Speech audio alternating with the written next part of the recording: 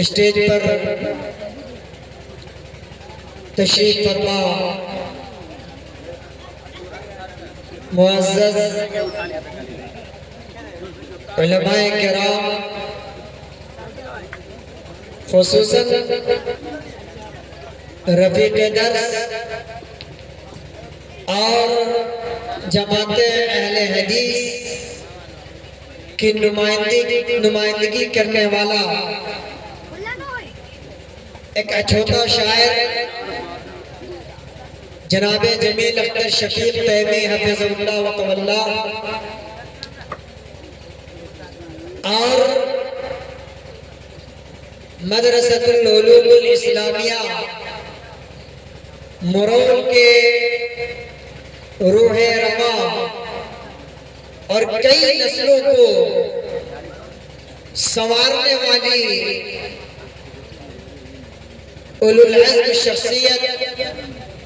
میری مراد فضیلت الشیخ محمد اسلم سلفی حفظ اللہ و طولہ ہے۔ اللہ تعالیٰ ان کی عمر میں برکت عطا فرمائے اور ان کا سایہ تا دیر قائم رکھے، تاکہ یہ ادارہ جس تیزی کے ساتھ اور جس سسٹم کے ساتھ ترقی کی طرف بڑھتا جا رہا ہے، مزید اسے بالوں پر عطا ہو۔ حضرات گرامی، نوجوان بھائیوں اور میری آواز سننے والی میری ماں اور بہنوں، بچوں کا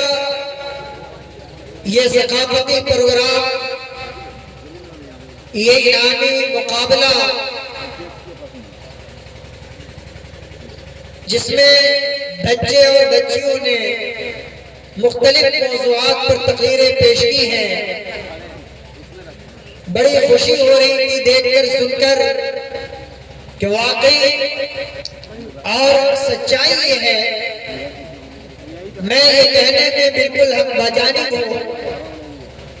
کہ ابھی موجودہ وقت میں پورے سیتامڑھی ضلع کا آپ سروے کر لیجئے، ہماری جماعت میں فی الوقت